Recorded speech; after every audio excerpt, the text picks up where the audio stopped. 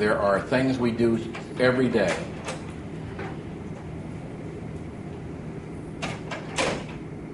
where science impacts us, but it's so seamless that we're not even aware of it. Whether it's having to take a shower in the morning and have the curtain flow towards you due to a Bernoulli effect, or whether it's driving your car. You can drive a car without having to know, how the pistons work or anything like that. Whether you drop a pencil and you scoot your chair back to pick it up or all that. And then not only the common stuff, but then I'm watching TV now because I'm an old guy, and I'm seeing things that just is unbelievable for me, like people that are talking to the TV. Not that they're cussing out their team that lost or made a bad play, but they're giving the TV directions on what programs, where to pause, and doing it by audio signal. So I was hopeful that we could use something kind of exotic, building rockets, because that's not something we do normally every day, and see how the principles of the STEM, science, technology, engineering, and mathematics might impact it. Talk a little bit now about history of rocketry, talk about the principles that are involved, and then we'll start building the rockets, okay? Then after that, we'll go out in the field and we'll put together our launch rack and we'll fly the rockets. Rocketry has been around for a long time. Anybody have an idea how long? You guys probably studied this stuff. Was it the ancient Chinese? Was it Marco Polo? Who did this? 2,500 years. Say again? 2,500 years then? I don't know. It's like the 1400s or so. And it was the Chinese. They wanted to protect their territory from Mongol hordes that were coming around, and so in the 14th century or 1300s, they put up rockets and such, and I guess it was about another 250 years somebody got the idea that they could go ahead and try to figure out the basic principles that made it work. It seems to me that rocketry, although we have these great milestones in space, such as people walking on the moon or the Hubble Space Telescope or visiting the International Space Station, these carriers that we have typically were had for military purposes, such as keeping the Mongols from invading your land. 200 years ago, next year, we're going to be celebrating a bicentennial of the Fort McHenry and the Star-Spangled Banner and the bombs bursting in air. These were Congreve rockets that were developed in England and hopefully trying to keep the Americas back in the British fold. That's what their hope was. It didn't work out that way. When we sent our first satellites into space, the Sputnik, back in 1957, that was aboard a military rocket. Russia had suffered a terrible defeat during the Second World War of having all their aircraft destroyed. And so after the Second World War, they had to get their aircraft industry back together. And they also sought other ways of going into space and deliver war systems by using what the Germans had developed in the Second World War with the V-2 and the A-4 type rockets. And so they adopted one of their what they called their R-7, put a satellite on top of it, and sent it up into space on October the 4th, 1957. When we started sending our satellites up, our first satellite was what? Do you remember what that one was called? It was some kind of an Explorer for us. It was called Explorer 1, and it was launched on January the 31st, 1958. And it was on a Jupiter C rocket, which was a carrier that we were going to use for weapon systems. When we launched our first astronaut into space, that was Alan Shepard back in May 5th, 1961. That was aboard a Redstone, another rocket carrier. The next fellow that went up into space for the United States that went into orbit, our first orbiting astronaut, not Yuri Gagarin, he went up on a Soyuz spacecraft, also a military rocket. Ours was John Glenn. He went on an Atlas rocket, which was an Air Force mission to deliver weapon systems. Fortunately now, I mean, when we launch our rockets, they're more civilian and they give us these spectacular views of space from like the Hubble Space Telescope and going in. Led to a history of 35 years with the space shuttle, 135 missions with that. Early rocket pioneers were Dr. Robert Goddard, Konstantin Eduardovich Tsiolkovsky. He was a Russian lived in Kaluga, Russia. And the third was a guy by the name of Herman Ober. He was born in Romania, but that part kind of became annexed to East Germany, so the Germans claim it. And those were the three rocket contemporaries. All three of them were influenced by, guess what? Jules Verne and H.G. Wells and science fiction. So fiction and what you see in the movies can inspire you to go on to greater things. Dr. Goddard was the first to make a rocket that worked using liquids for fuel, liquids having a higher specific impulse or kick in the can to allow the rocket to go up faster and higher and eventually leave the bounds of Earth. He published a tract in 1919 called A Method of Reaching Extreme Altitudes. Smithsonian paid for it and it was distributed. People thought that it was kind of interesting. He said that it was possible to go to the moon, maybe you could put some photographic flash powder on the rocket, have it flash on the moon, show you that it actually hit the moon. People said, well, no, I'm not sure that really worked because once you get above the atmosphere, there's no air to push against. If there's no air to push against, then the rocket won't work. It can't go all the way to the moon. It'll just go up to the atmosphere, and then when there's no air, it'll fall back down. So someone needed to find the natural principles of mathematics and say that was not correct. You can go to the moon, as we obviously did 42 years ago. And that fellow that came up with the principles that guide all rocketry, whether it's Dr. Goddard's rocket or the space shuttle or the Saturn V that took our astronauts to the moon, was a guy by the name of, anybody you know who had the principles of motion? It was Sir Isaac Newton. And he did this in 1657. And he came up with 3 laws of motion that I'm going to lay on you right now. And that will govern the rockets that you build today, just like the big rockets that NASA flies. And his first law of motion I call the couch potato motion. And that is someone that is sitting at a couch watching TV will remain watching TV until a commercial comes or, something happens. Unfortunately, back in 1657, they didn't have TV. So all you could do is, sit around a tree and watch apples fall or something like that. And so his first law of motion he called the law of inertia. And it reads, if you're in a text, that a body at rest will stay at rest. And a body at motion will stay in motion in a straight line, infinitely going on until it's acted upon by some exterior or external force. Okay? That was the first law of motion. Now, how he developed this is kind of interesting. You're going into school here, and every now and then we have interruptions of school. Apparently not holidays, because you're here on Columbus Day. Mm-hmm. All right? Well, he was taking about a 2-year sabbatical when he came up with this law of motion. He was at a relative's farm because they had a bad case of plague that was hitting the area. And so they said, all right, Cambridge, school's out for a couple of years until everything is cool, and then we can come back to school and continue our studies. So he was out at a relative's farm when he saw apples falling from a tree. This is the urban legend. I don't know if that's really what happened, if it bonked him on the head or he just observed it or what and he was trying to figure out what makes things work like that. And so he came up and then he printed it all out in a book, and his book was called Principia Mathematica de Naturalis, or Natural Principles of Mathematics, or Mathematical Principles of Nature. And he wrote it in Latin, although he was English, because everybody was writing things in Latin, left over from the Middle Ages. But the priests were writing down everything. All science was being written in Latin. So if you were Polish, like Copernicus, you could read Kepler's law of motions, well, if you were alive then, even though he was English. Or if you were Tycho Brahe and you were Swedish, you could read his work, because all in common was Latin. That was the lingua franca at that time. Just like if you go overseas today, English seems to be the common language that people will understand you with.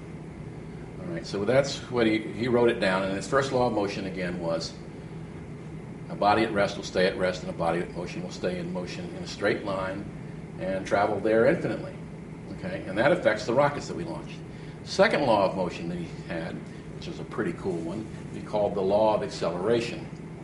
And it reads something like this, that if you're going to have a body change its direction or change its motion, it's going to be proportional to the magnitude of the force that's being directed on it and in the direct direction that that force is going on. Okay. So they simplified that and made it in mathematical terms. And the equation that came out was force equals mass times acceleration. And that is the typical force that will operate on the rockets that we're going to build today. Third law of motion is the one you're probably most familiar with, which is every body's motion has an opposite direction impact, or for every action there's an opposite and equal reaction. That's a short way of saying it. And so we'll see that in play. I'm going to get a rocket out and show it to you. So we're going to demonstrate the first law of motion. I'm going to put it right by you, all right? All right, now watch this very carefully. What's that first law of motion? Please help me. Right, until it's acted upon. All right, so let's watch it. Tell me when something happens. Kick the table, something. All right, so that's it at rest. All right, well, we actually know it's not really at rest because we're in motion too. So that's it. Now, if you took this, and that same law of motion should say that I should be able to throw this, and this should keep on going. Well, if I tried to throwing it, you can see obviously it's not going to go very far. Why? Because it's going to hit the wall, or gravity is going to affect it, or air resistance is going to affect it. But if it wasn't for gravity and air resistance and the wall, this thing would keep on going in a straight line, is what he postularized. Now, if it would accelerate, if it go faster, because when a rocket starts like this, if this is a moon rocket, it would have to travel 25,000 miles an hour. Wow. To leave the bounds of the Earth to reach the moon 240,000 miles away. If you just wanted to go into orbit only 100 miles up, you wouldn't have to go 25,000 miles an hour, 8 miles a second. You could do a simple 18,000 miles a second. 18,000 miles an hour. And to do that, how would you get this thing to go that fast? It starts out at 0 speed, and it's traveling eventually 5 miles a second at 18,000 miles up. 18,000 miles an hour around the Earth, 100 miles up. And what happens is you've got a force that's coming out of this, and that force, even if it remains the same, you're consuming rocket fuel. And so the mass, even though the apparent size of it is still the same, the mass is becoming smaller and smaller. So in order to even stay that same force, that same equilibrium, and Dr. Kahn likes equilibrium, all right, then the acceleration has to increase. So the rocket would go faster and faster until it eventually uses it. One of those old rocket pioneers, Tsiolkovsky in Russia, he said, well, you can make it even easier if you had your rocket as trains. You hit, like, this is a train here, this is a train here, this is a third train. So we call them stages. So you drop off a stage, you drop off some of the mass, you increase the acceleration, and you eventually get this thing going 18,000 miles an hour. Have you all been to the Air and Space Museum in Washington? And you've seen the space capsule, the Apollo people came. What is that thing? That's about 10 feet tall. Okay. Well, that's the only part of the rocket that came back. The Saturn V rocket was 366 feet tall. But by successively dropping off the trains or the stages, we got that part to go to the moon and then used gravitational forces and rocket thrusters to bring it back. It took about 3.5 days to get there and back. How about that? 42 years ago. All right, so body at rest, takes off, it starts to accelerate. That force is going to equal mass times acceleration, which is kind of a neat thing. I'm going to share you with one other thing. I'm going to tell you a story about speed bump, and I'm going to tell you about a slug of metal only about yay big. Speed bump is a friend of mine who was working on his Volkswagen, and he was underneath the thing, and he hooked up 2 wires, and he didn't realize the thing was in gear. And so it started up, and he had the pleasure or the displeasure of watching the thing roll over him and then roll down the street. It was going so slow that he wasn't injured. He knew his car was going to run into something, so he jumped up, not thinking of his injury, and ran down the Volkswagen, put on the handbrake, and the Volkswagen stopped. And then he started to worry about what in the heck just happened to me. Well, so if you have something that is very large and very massive, but it's traveling very slow, it might only exert a little bit of force, is what I'm saying. But suppose you have something just maybe a half an inch wide, about yay long, If you can take that little piece of metal like that and throw it really fast, hundreds of feet per second, you know what we call that? We call it a 50 caliber bullet. So even objects that are small, little finger size, that are traveling hundreds of feet per second can exert a massive amount of force. NASA has a series of satellites that they call the A-Train. It has nothing to do with Duke Ellington. What it has to deal with is 5 satellites that are traveling in the same orbit. They follow one after another so that they'll all come over about the same local area. Bing, bing, bing, bing, bing. One measures atmospheres, one does temperatures of water and so forth. So they each have different sensors. But we have space objects, space junk that comes down and could impact these spacecraft. And so what happens, all I can say is, Ethan, you got to get out of the way of these things, because what's going to happen is the object could hurt the spacecraft. So we have to adjust the orbit of all 5 spacecraft to get out of ways of little bits of space paint, things, flecks of objects, of junk from other spacecraft, so we don't get these things. And there's lots of stuff out in space. All right, so that's the force equals mass times acceleration, law of acceleration. All right? Hope I didn't bore you all on this. What questions you got? Got it. Okay, that's great.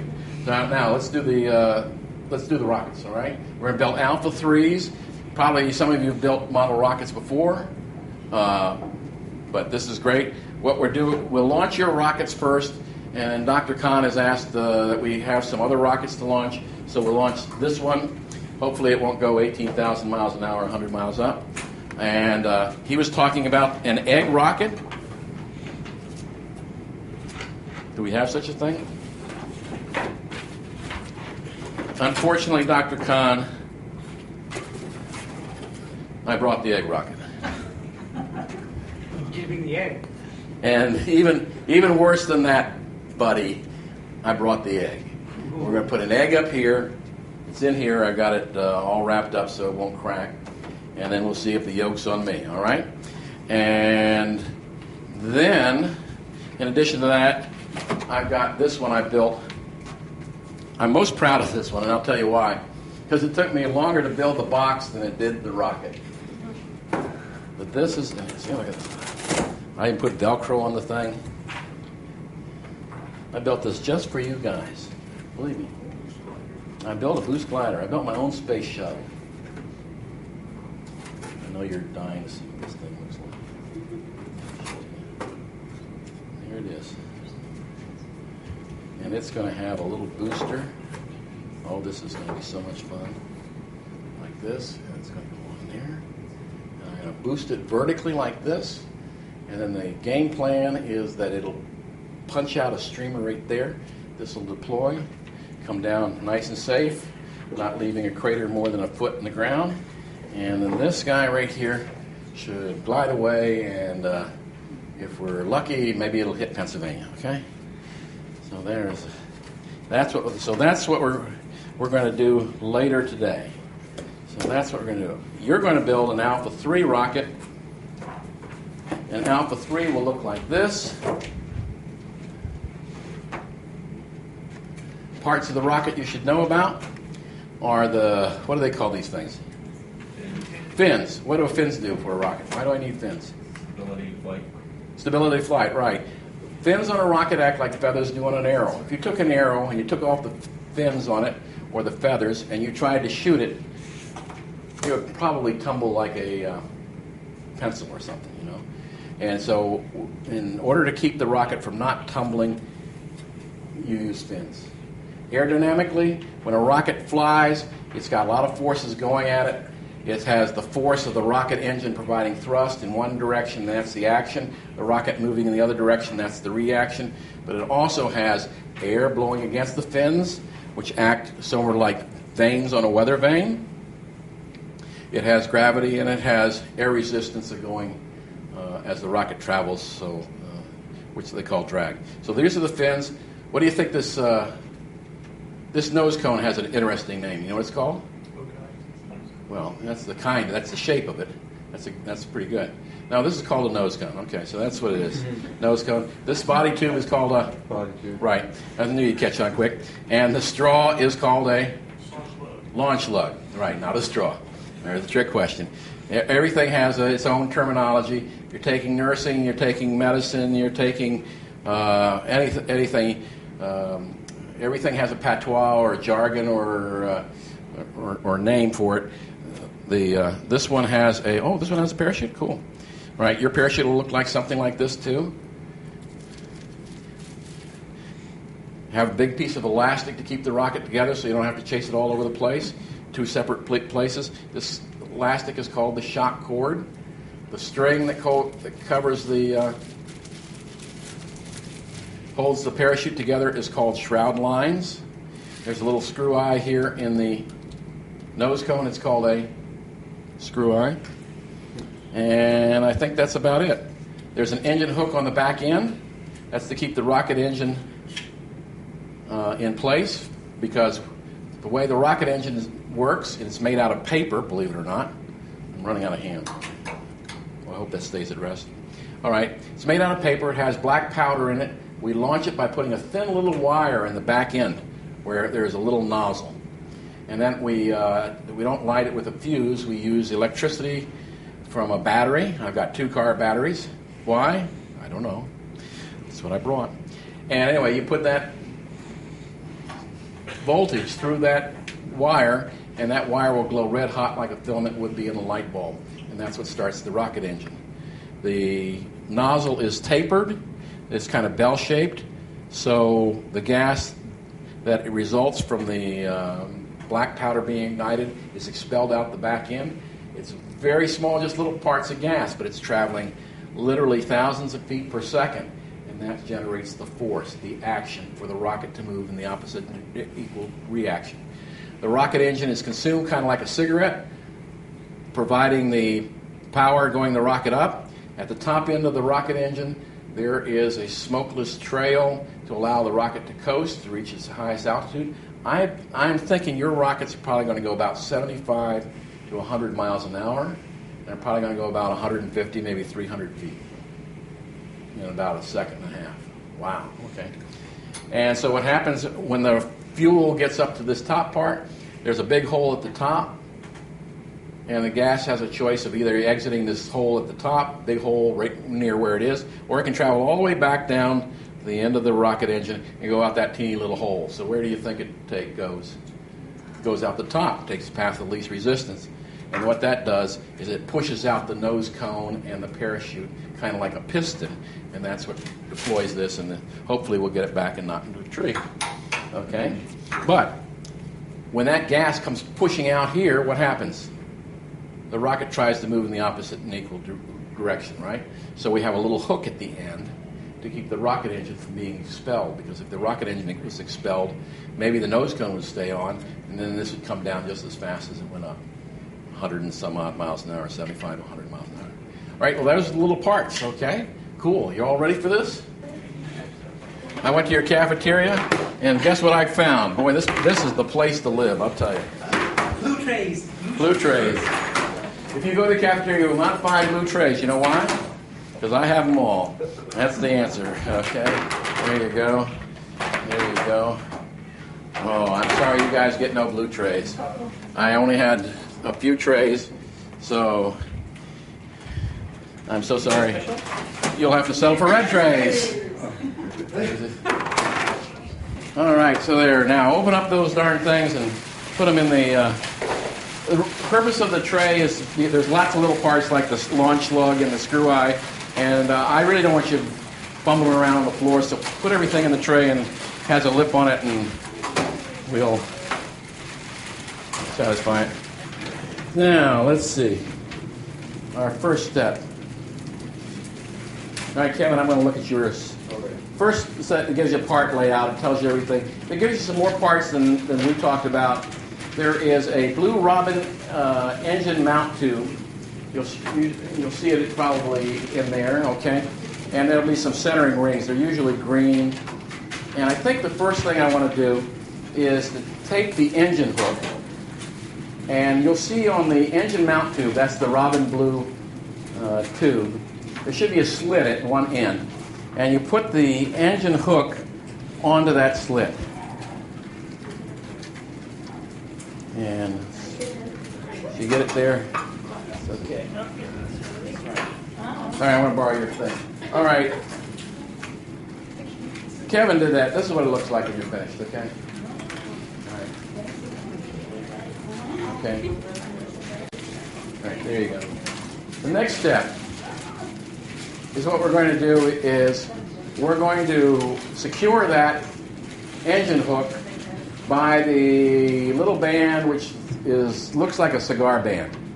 So here's how you do it. I'm going to borrow Ethan's, all right? Yep, that's perfect. Open that guy up and give me the cigar band, please. Oh my goodness. I'm so sorry. Yeah. All right. Oh, this is one. Okay, here's what we're going to do. We're going to glue this little ring, this what they call a centering ring, onto the engine mount tube about halfway down. This is what it's going to look like. Here's how we do it. You don't mind me doing yours this time? Okay. I'm going to suggest this. You take your useless glue, okay, and you put around the middle just a small bead of glue.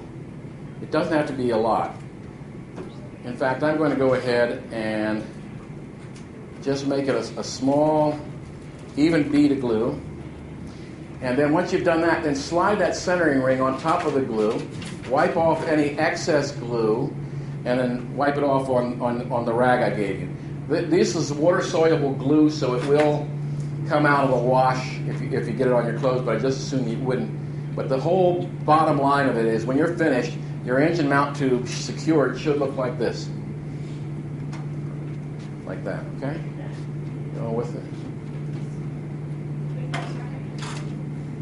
Yeah, you want to put glue right around there and then slide it down. Okay? All right, so that's what it's going to look like when it's finished. Perfect. You've done this before. Okay. All right. All right. Now, what's the next step? Oh, I know what the next step's going to be. You have two green centering rings, one with a slit in it, and one that's unslitted. Okay. And what we're going to do is we're going to take the slitted ring and glue it on the end of the engine mount tube. May I borrow this? And here's what we're going to do. We're going to glue this guy. And at this point, I turn around and smile at the camera because I've been looking at my back for a while. All right? And we're going to go ahead and glue that such that the engine hook goes through where the slit is. So this is what the final assembly will look like. At this end, where the... Okay? See? Yeah. I suggest that you go ahead, after you wipe that out, that's the way it's going to look.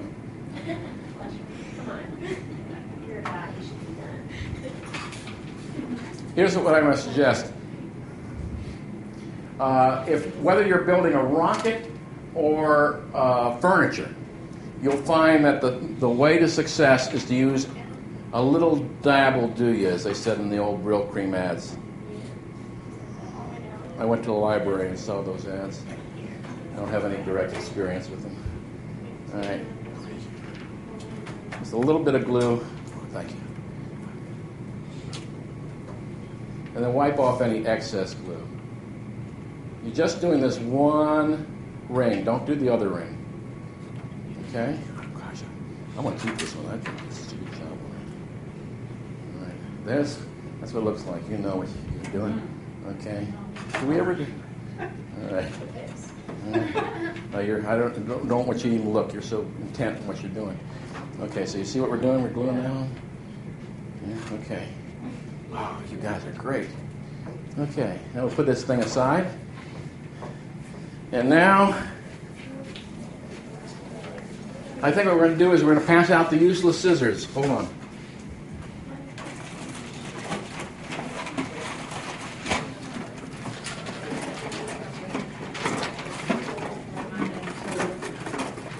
I mean, this is easier than building a robot. Oh, yeah, much easier. I can tell you that. Who wants the pink scissors? I'll take them. All right, there you go. Oh, people. Now Guys you, get the pink. now you'll find out why they're called useless scissors. Well, the Okay. pink glue to match? You got a blue? No, Okay. she's pretty good. Yeah, you can, this looks good. You got it. Hey, there's scissors that'll challenge you.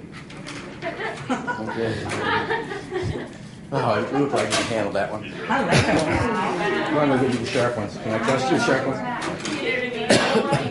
You don't run with it. There you go. Give me a quick pair, too. Just in case I need a good pair. Who else I gave a wicked pair of scissors to? Are you? Okay.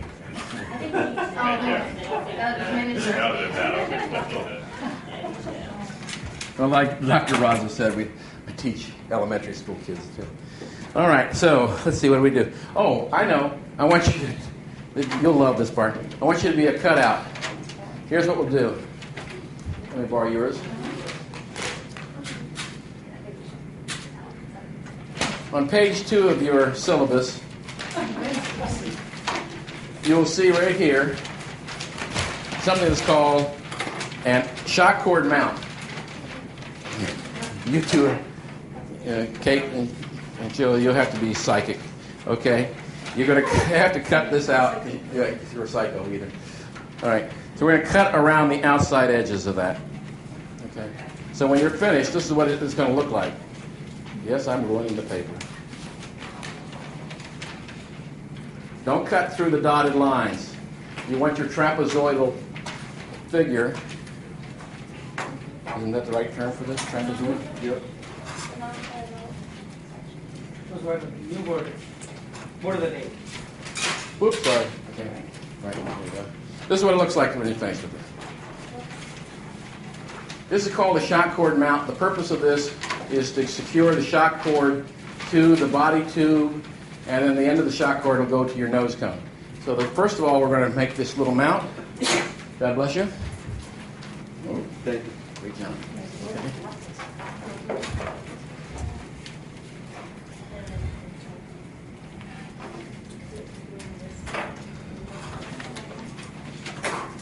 Let's see how you did. Perfect. Okay. Let me borrow yours as an example. Okay. And here's what we're going to do with our shock cord mount. You really actually believe we're going to be finished at 2:30? Yes, we are. Okay, we're going to take a little dab of glue, and we're going to put it right on section 1. A little dab will do you, so that if you just want to watch right now, see all I've done is smeared it on the section 1, and I'm going to take the end of the shock cord and put it right down so that it's on section 1, and I'll fold section 1 onto section 2. This is not that complicated. So when you're finished, section 1 will be glued onto section 2. Then I'm going to, having no imagination, I'm going to take the glue and put it onto section 2 and fold it over to section 3. So when you're finished, your trapezoid will now look like this.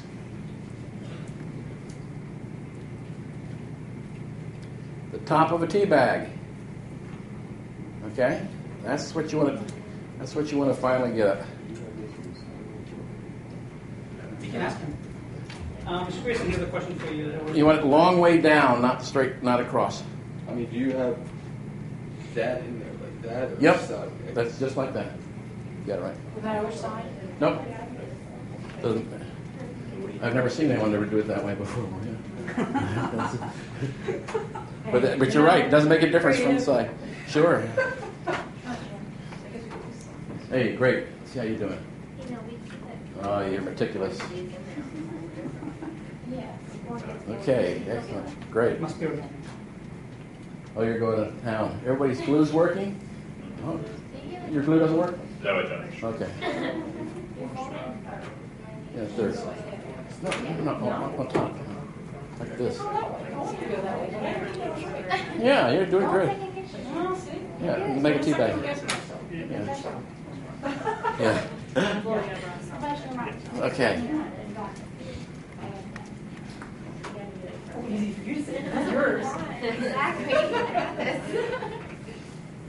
Okay, while you're doing that, let's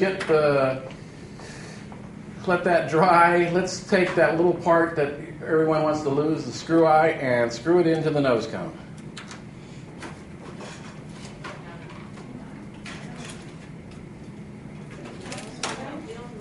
Nose cone's that big orange thing, and it's ogive, I understand, in shape. It's not as excited as you.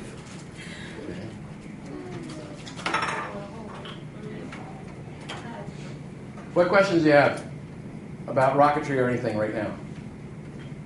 Okay, thank you for letting me off the hook. Do you launch out of any clubs locally? Yeah, we do. In this county, I think it is in this county, we launch near Mount Airy on the third Saturday of the month. My group is called narhams.org. You can look that up on the web. NARHAMS. Launched out of NDRA and In Centerville down on Eastern Shore off of 301. Yeah, we launched this smaller stuff than what you're doing. We also launch at the Goddard Space Flight Center on the first Sunday of every month from 1 to 2. You can bring your rockets, and I have literature that I will pass out before you leave. they On do mid-power No, at Goddard we do this kind of rocket. out at Narham's mid-power, G's and H's, but never nothing like an I or a J. Do you have a rail? We have the same type of rack system you'll see, which is a launch rack with 6 positions, and we have 3 6-foot-high rods and rails that you can use. All right, so everything good there? All right, let's go back to the... Syllabus. Yeah, no, not the syllabus. Let's go to this guy again. What we're going to do, let me borrow your glue. As an example, we're going to glue the shock cord mount into the body tube. We're going to do it, just listen first of all. We're going to glue it inside here somewhere. But we want to do it about a knuckle down, maybe 2 knuckles down, because your nose cone is going to go on your rocket. And so if we glue this right up here at the top, or near the top, then the shoulder of the nose cone is going to interfere with it. So we've got to recess this shock cord mount down a little bit, so that when the shoulder of the body, the nose cone goes onto the body tube, it does not come in contact with the top of the tea bag. Okay? So here's what I'm going to do. I'm going to put some glue, just a little bit, and then smear it around onto that little bag, the shock cord mount. Then I'm going to put the shock cord mount inside the body tube and down about 1 inch or so. So when I'm finished, this is what it looks like. See how far it is down there? You see how far that, oh, you know that. Right? See how far that is down there? Okay. See that? All right. See, it's recessed. Yeah, you can tell how your fingers are. Okay. Okay. Good. Yeah, I like that. That's good. Okay. Great. Okay. All right. Let's see what we're going to do next.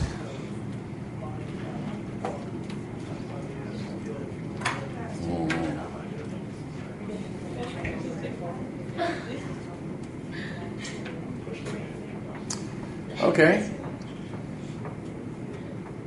We're all through with that? Yeah. Next step we're going to do is we're going to put the parachute on the nose cone. Here's how we're going to do that. Now this is just, you watch this part. Let me borrow yours and do it.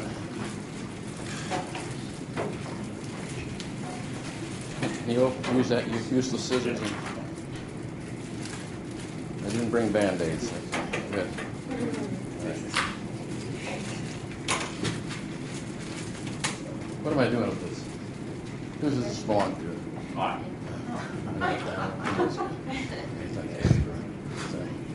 Okay, here's what we're going to do. Here's how we do this. You've got your little parachute. It's in like a little spike. Thread your fingers through the loops. You have 3 loops. And then turn it upside down, and your parachute is now like a picnic basket, okay? All right?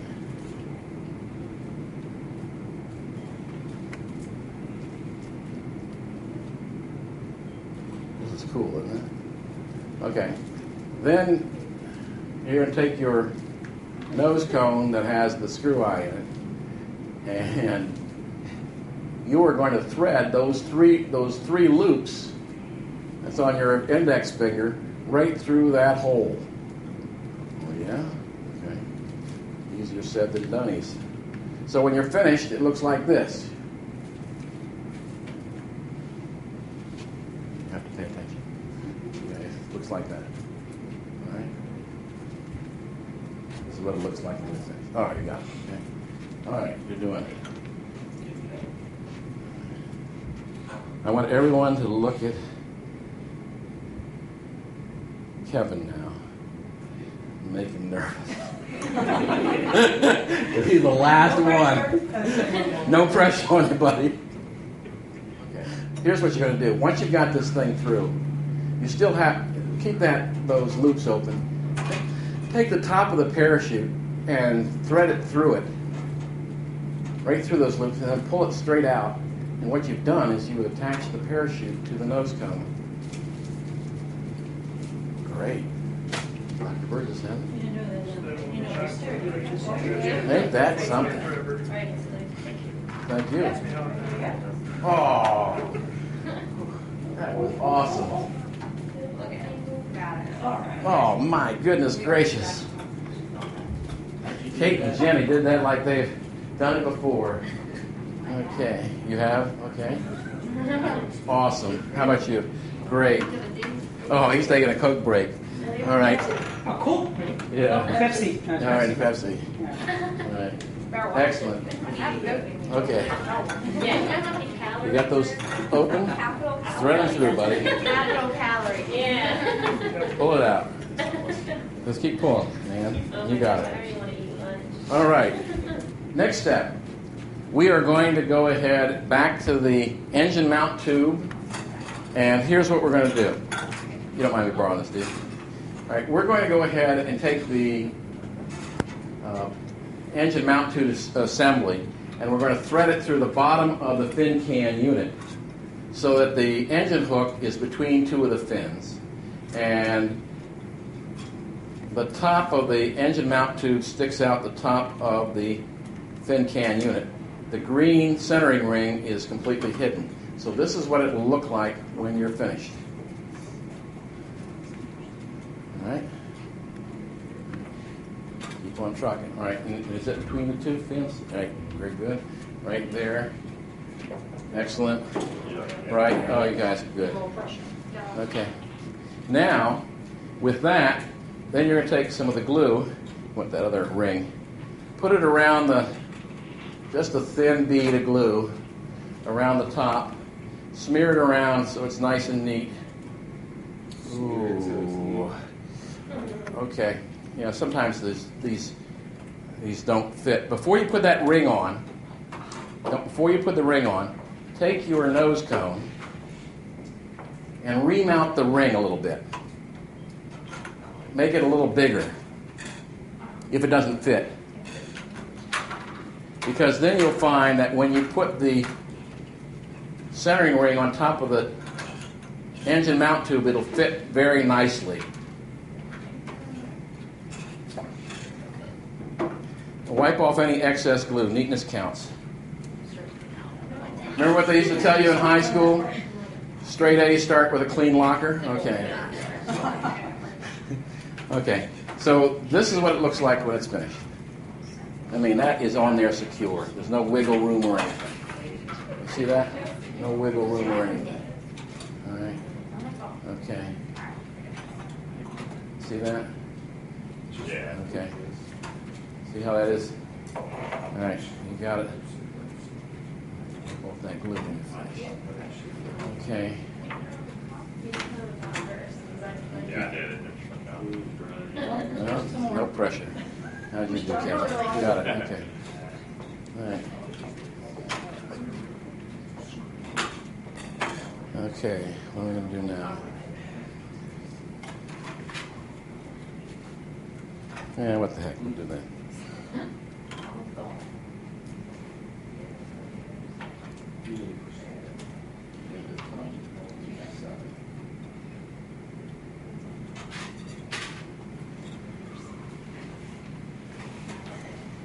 It happened.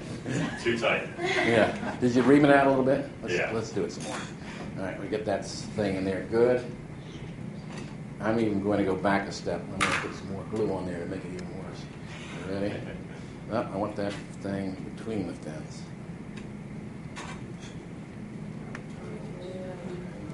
You give it a half twist. Okay, there. No problem. Okay.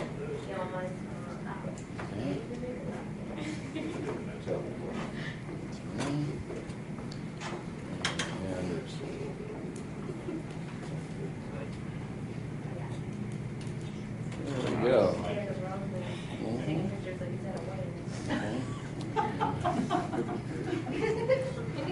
There you go. Don't worry. Wait a second, how can I be your thing in it? Oh, you're lending him one? Okay. And a long slide. All right. Let's take the end of the shock cord and tie it to the nose cone at where the through the screw eye. So at this point, here's what I'm saying. Your turn, right?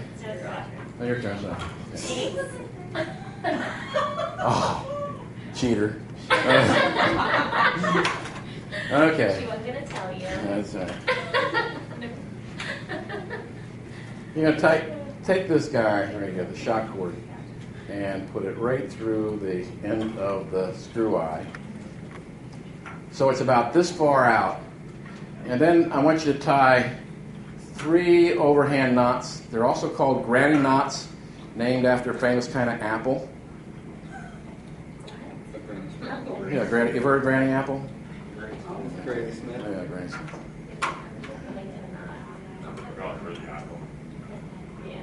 Tie 3 of them in a row.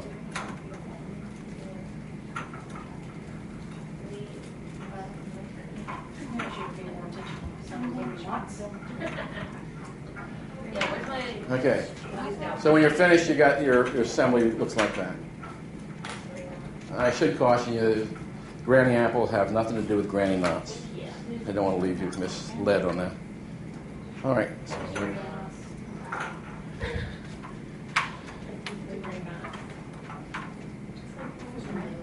Still missing so I was looping the strings. okay. Question. Yes. Where's What the is a question? granny knot? What? What is a granny Just the knot? kind you start. Overhand. Yeah, just a shoelace. Yeah, shoelace type. What everybody knows. Yeah, right. All right. When you're all finished with that, I have a treat for you. Are you all through? No, her Your rubber band broke. Shock cord. The shock cord. Yeah. Okay. Technical terms here. Okay. This is called a square knot. Right over left, left over right. No, it's square enough. I just don't know. Right. They're used with 2 ends that are the same diameter, and so when it pulls equally on them. Again, it's right over left, left over right. Do the square knot. We're going to take the fin unit and we're going to glue it to the body tube, opposite end of the shock cord. So what you want to do is just do a test fit. Make sure that this will fit in. And if it does fit in good, then put some glue on the inside of the body tube, like this, just on the inside. Smear it around. Captain, inside of the body tube. Inside of the body tube. Start going outside. And then take the fin unit. Oh, that's okay. It'll work that way as well. But this is the way I do it. And then turn it and then give it a twist so that they glue. And then set your rocket upright. Now it's starting to look like a rocket, right? Right? It's your turn, right? No. It shouldn't be. Shame on me for twice, right? We're going to take a launch lug, and the instructions say put it here about the center of gravity, but I find that's a little too rough. Use your fin joint between the fin and the tail can, and just glue your straw or your launch lug onto the side so it'll look something like, well, not like that. I don't know. That's what I'm You only put a little bit, just a little dab of glue Do you put it to secure it. on the same spot? Yeah, you can put it on the same side or a different side of where the hook is. But something like that. Kevin, there you go. Just like that. Something like that. Okay. Okay. All right, so here's a question for you. We said that the rocket engine that makes these work is going to push out the nose cone like a piston and deploy the parachute. Well, that's a bunch of hot gas. We won't dwell on that one. A bunch of hot gas that's pushing this nose cone out. What keeps this flimsy piece of plastic, which looks thinner than my garbage bag, from melting or getting peppered with hot air? And the answer is we buffer that hot gas with some paper so that the paper takes the brunt of the heat and not the parachute. So I'm going to pass out some of that to show you what it looks like. This is called, look at this, they actually have this for sale. It's called Model Rocket Accessories Recovery Wadding. All right, can you do me honors with the scissors, please? All right, thank you. I'll open this up. And I know you've never seen anything that looks like this in your life.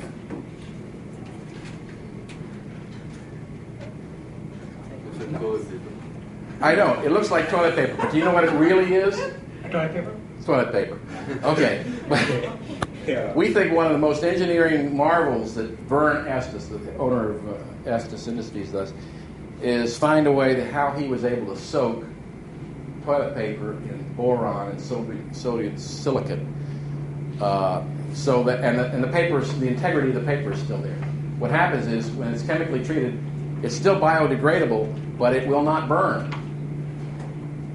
And so that's an engineering marvel when I'm holding my hands right now. But it looks, so you have to use flame-proof wadding. Otherwise, if you're using these rockets with tissue paper or bathroom tissue, you could be easily, setting a cornfield on fire or something like that. If I run out of paper, I'll cry. What's it treated with, or what's it treated with? Boron silicate. Mm-hmm. Anybody who's doing the aerospace engineering presentation? First time you are, sorry. You've been informed. Okay. So think about this. I am going to run out of paper. Yeah, it was a hint. Thank you. Okay. Whoa. For the Chem 201? The Omega That's the Man. presentation title. Kevin, what are we going to do, buddy? Hold on here. You're going to have to rob Peter to pay Paul. How about Okay. tissue paper for him? You got some extra. Can Here, can we tear off one end? And we all contribute to him? Yeah. All right. And there are cupcakes in the cafeteria, too. Okay.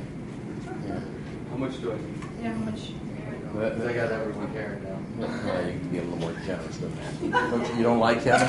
Okay. All right, that's enough. Now he's got more than you do. Okay. So what you're going to do now is you're going to take this and you're going to wad it up. Into a little ball. Yeah. And then just wad that up. You might even break it into parts if you have to, along the preparations.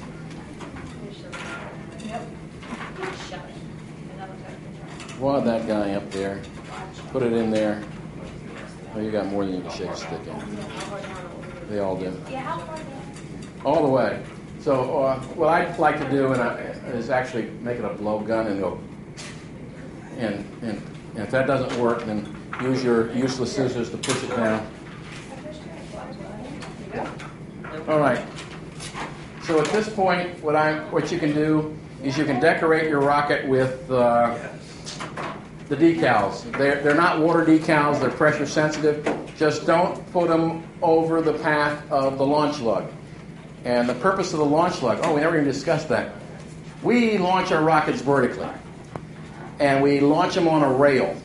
And the rocket is guided up the rail by that launch lug until the speed of the rocket is sufficient that the fins will take over. So if you block the end of your launch lug here with the decal, then that rail will not go into the launch lug. And while you're doing this, where can they buy these materials if they want to do this at home and blow at the neighbor's house? With the tissue paper? Actually, any of the hobby shops like Hobby Lobby or Hobby Town, Michael's sells it. A.G. Moore does not. But So give me a list of the money, I get 25% discount, or 25%, 25% discount. The Where at? Michaels. Oh, Michael's? In the Westminster one? Yeah. If you wanted to buy one of these rockets that we're building, guess what this little cheap rocket costs? If you bought them individually? What do you think? You're the pro. $9, $10? No, it's not 75. Okay, you wouldn't be here. The right answer is $18. Wow. Yeah, it was $4 when I was a kid. I know it is. You see, they make them in China now, Now, so do they're they cheaper. do age check when they buy the rockets? Or no? Say again? Can they buy these rockets as an age minimum requirement? No, these are legal all through the United States. All right, looking good. At this point, I will pass out the rocket engines, get you all set up. I have pre-prepped them. I put the igniter in it. Again, it's a thin little wire. We attach leads to a car battery. The wire glows red hot, like I said, and it glows like a filament, and that's what starts it up. All right, I'll pass out the engines. They go just like this. You insert them so that when the wires are sticking away from the engine hook and away from the launch lug. Now I'll just each give you a rocket engine.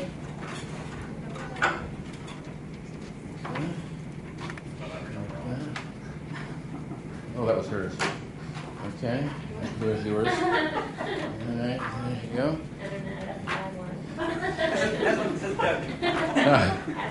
These are single-use engines. We've used yours before. And there you go. Excellent. Perfect. Okay. Let me know when you're finished with that. For the clip, does it matter? Do you want it from the wires? No, I want these leads to go away from the hook and away from Okay, gotcha. the launch lug. When you're finished, let me see what you got. Yeah. Put it in all the way so that excellent. Okay. Okay. You're doing fine. Great. Look at his. Great. Super. Excellent. Great. Great.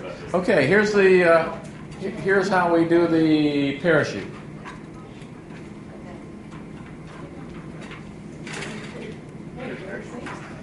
You kind of make the parachute, what do you call that? Triangular? Then fold it over again longitudinally, so you're making a little spike out of it. Then when you got a nice little spike out of this, then give it an accordion fold or a Z fold, like a Z fold if you're English. And like this, triangular fold, and then stick the point in first. Follow that with the shroud lines, the string. And then lastly, the rubber band, the shock cord. Top all that off with the ogive nose cone. Launch lug. Okay, yes. Shock cord. Shock cord. That's really neat. Okay.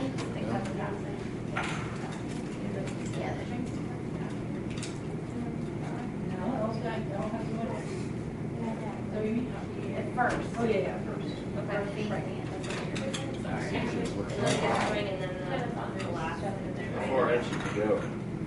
Good. How far does it have to go? Yeah. So that you can get the nose cone. Okay. Oh, that's neat. Very good.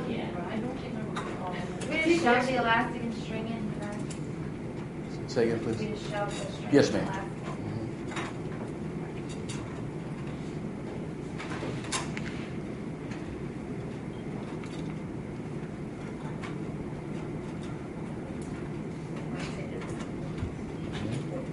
Still working on yours? Let's see what you got. Looks good. Okay. I think we're about ready then. What questions do you all have? I think you all did really well. Why don't you give yourselves a hand? I think that was Thank you.